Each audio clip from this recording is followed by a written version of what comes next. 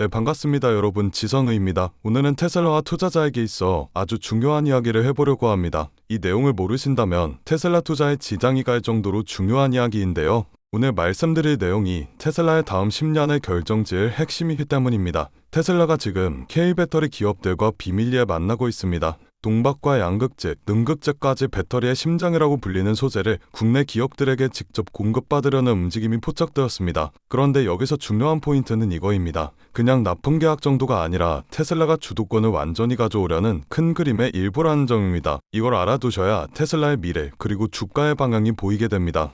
최근 업계 보도를 보면 테슬라 구매팀이 한국의 주요 배터리 소재 기업들, 예를 들면 동박 제조사, 양극재, 능극재 업체들과 잇따라 접촉하며 납품 현상을 진행 중입니다. 테슬라는 이미 주요 소재 조달선을 이미 확보했지만 미국 공장용 추가 파트너를 물색 중입니다. 이게 왜 중요하냐면 이건 단순한 배터리 비용 절감 차원이 아니라는 겁니다. 즉 테슬라가 배터리를 사오는 회사가 아니라 직접 만드는 회사가 되려고 하고 있기 때문이죠. 머스크는 이미 텍사스 공장에서 차세대 배터리를 소량 생산하고 있고 내년부터는 생산량을 대폭 확대, 하이버트럭과 로보택시에 붕떡 탑재할 것이라고 밝혔습니다. 즉 지금 테슬라는 완성차 회사가 아닌 배터리 에너지 회사로 진화하고 있다는 건데요. 테슬라가 요즘 가장 집중하고 있는 건 리튬 인산철, 즉 LFP 배터리입니다. 이 배터리는 니켈과 코발트가 필요 없고 가격이 저렴하며 폭발 위험이 적습니다. 과거엔 에너지 밀도가 낮다라는 이유로 공급형 전기차엔 잘 쓰이지 않았지만 이제는 기술이 발전하며 ESS용으로 완벽한 배터리로 주목받고 있습니다. ESS 에너지 저장 장치는 단순히 태양광 패널 옆에 붙는 배터리가 아니라 AI 시대의 핵심 인프라라고 할 수 있는데요. AI 데이터 센터는 기존보다 최대 10배의 전력을 소모합니다. 정전이 나면 단 1초 손실로 수백만 달러가 날아가기도 하죠. 그래서 데이터 센터는 ESS를 통해 비상전력 시스템을 구축해야 합니다. 즉 AI가 커질수록 ESS 수요는 폭발적으로 늘어난다. 그리고 그 AI 시대의 배터리를 테슬라가 직접 만들겠다라는 거죠. 머스크가 말하는 AI 사업의 핵심 솔루션이 바로 ESS 시장입니다. 전력망이 안정되지 않으면 AI 서버도 로봇 공장도 자율주행 차량도 돌아가지 않아요. 그런데 지금 테슬라는 ESS 전용 LFP 공장을 네바다에 짓고 있고 올해 6월에는 완공 임박 영상을 직접 공개하였습니다. 북미 최초의 LFP 셀 제조 공장 완공이 임박했다고요. 이 공장은 수입 배터리의 의존도를 줄이고 테슬라의 지속 가능성 목표 달성에 기여할 겁니다. 즉 테슬라는 AI 인프라 에너지의 근간을 스스로 공급하는 회사가 되고 있다는 겁니다. 3분기 실적에서 이미 변화가 숫자로 나타나고 있는 상황입니다. 에너지 생산, 저장 부분 매출은 약 33억 2천만 달러로 전년 대비 44% 성장하였고 전기차 매출은 6% 성장에 그친 반면 압도적인 성장률을 보여주었습니다. 즉 성장률만 놓고 보면 테슬라의 본업은 더 이상 자동차가 아니라 에너지 기업으로 변하고 있다고 볼 수 있죠. 테슬라는 메가팩과 파워웨일 같은 ESS 제품으로 연간 120억에서 130억 달러의 매출을 올리고 있고 이 부문은 매년 20에서 30%의 성장세를 유지할 것으로 전망됩니다. 2030년이 가까워지면 ESS 사업이 전기차 사업과 맞먹는 규모로 성장할 가능성이 높다라는 거죠. 이런 흐름 속에서 테슬라는 한국 배터리 생태계와 손을 잡고 있습니다. LG 엔솔은 43억 달러 규모의 LFP 배터리 공급 계약을 체결하였는데 업계는 그 상대가 테슬라의 가능성이 높다고 보고 있습니다. 2027년부터 최대 7년간 납품 옵션 포함이죠. 솔루스 첨단 소재는 캐나다 퀘벡에 북미 최초 전지박 공장을 짓고 있습니다. 내년 하반기 완공 예정으로 테슬라의 현지 공급망에 직접 들어갈 가능성이 크죠. 테슬라가 K 소재 기업을 찾는 이유는 명확합니다. IRA, 인플레이션 감축법 혜택을 받으려면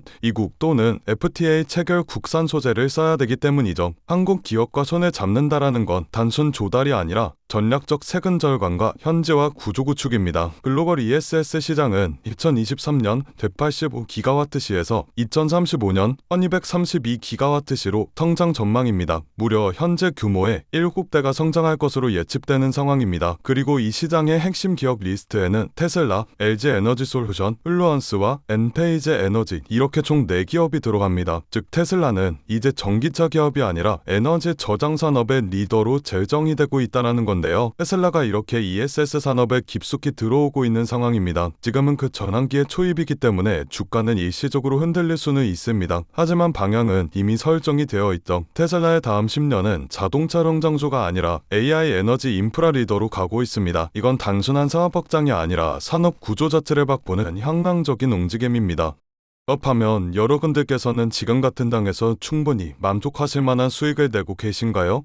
요즘 시장 정말 쉽지 않은 시장입니다. 금리와 인플레이션, 지정학적 리스크 등등 주식은 계속 오르는데 나만 뒤처지는 것 같고 투자를 하고는 싶은데 도대체 어디에 투자해야 되는지 막막하신 분들이 대다수이실 겁니다. 그런데 말이죠. 이런 장일수록 돈이 도는 방향을 우리는 정확히 알고 있어야 합니다. 왜냐면 이런 불안정한 장에서도 누군가는 조용히 큰 돈을 벌고 있기 때문이죠. 그 사람들과 우리가 다른 점은 뭘까요? 장경의 흐름을 읽는 눈을 가지고 있다라는 점입니다. 코로나가 유행하는 시기엔 코로나 백신을 개발하는 회사의 주식이 폭발적으로 올라갔고 트럼프 대통령이 미국을 암호화폐 수도로 만들겠다고 공언하였을 땐 비트코인의 가격이 엄청나게 상승하였습니다. 이렇게 자본은 항상 시대의 트렌드에 맞게 변화하고 짧은 시간 내에 우리에게 큰 수익을 안겨주었죠. 그렇다면 지금 시장의 트렌드는 어떤 것이고 자본은 어디로 흘러가고 있을까요? 바로 데이터 센터입니다. 지금 세상은 단순한 기술 경쟁을 하고 있지 않습니다. 데이터 전쟁을 하고 있죠. AI가 발전하려면 결국 데이터가 필요하고 그 데이터를 저장하고 처리하고 학습시키는 공간이 바로 데이터 센터입니다. AI의 심장이라고 볼 수가 있죠.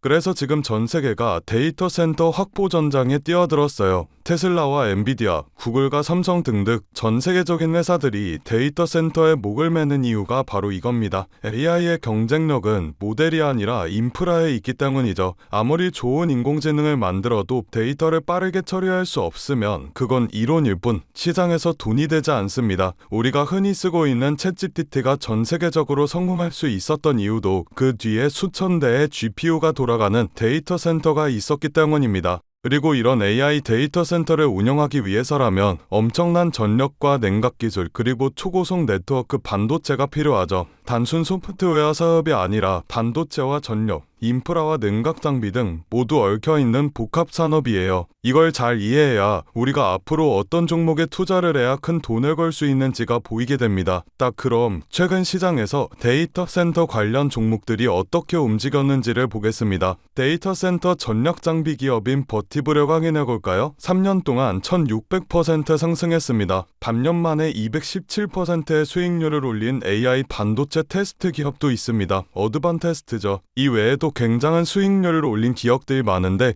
이 기업들의 공통점이 있습니다. 바로 엔비디아와 테슬라와 같은 대형주들이 성장할 때 함께 커지는 기업들이라는 점인데요. 대형주들은 이미 충분히 오른 상태에서 수익률이 제한적이지만 수혜를 받는 이런 서포트 기업들은 폭발적인 수익을 기대해 볼 수가 있습니다. 테슬라를 확인해 볼까요? 테슬라는 지금 AI와 로봇 사업을 위한 자체 데이터 센터를 확대하고 있습니다. 테슬라의 로보택시와 FSD, 옵티머스와 AI 기술, 이 모든 기술은 AI 학습 데이터 센터 없이는 돌아가지 않습니다. 즉 테슬라가 AI 사업을 확장할수록 데이터 센터 인프라 기업들의 매출은 같이 폭등하게 될 것이라는 말이죠. 여러분들, 테슬라와 엔비디아가 1년에 각각 50%씩 상승했을 때 그 부품을 납품하는 기업들은 400%, 500%씩 올랐습니다. 테슬라가 AI 칩과 슈퍼컴퓨터, 로봇 사업을 넓힐수록 그걸 돕는 반도체와 냉각, 전력 인프라 기업들은 테슬라의 상승보다 훨씬 더 큰 폭으로 상승하게 될 겁니다.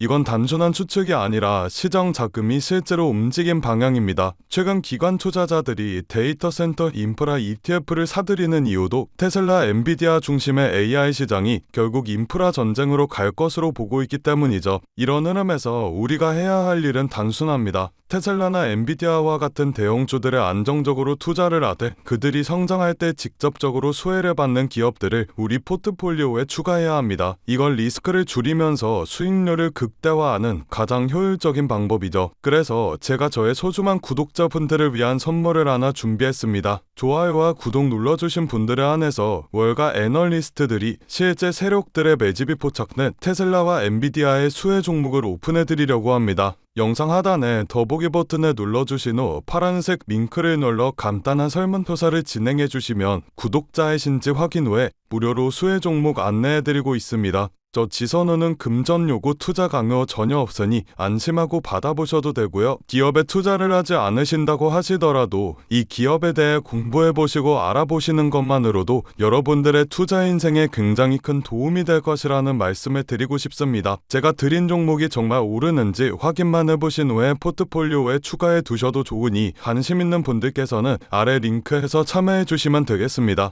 여러분들, 지금 시장은 단순한 기술 싸움이 아닙니다. 전력 싸움, 데이터 싸움, 그리고 속도 싸움이에요. AI의 시대는 이미 시작되었고 이제 그 속도를 감당할 수 있는 인프라 기업이 다음 부의 주인공이 될 겁니다. 오늘 제가 준비한 영상은 여기까지입니다. 오늘도 영상 끝까지 시청해주셔서 정말 감사드리고 저는 다음 영상에서 더 알찬 내용으로 인사드리도록 하겠습니다. 성토하시고 다음 영상에서 뵙겠습니다. 감사합니다.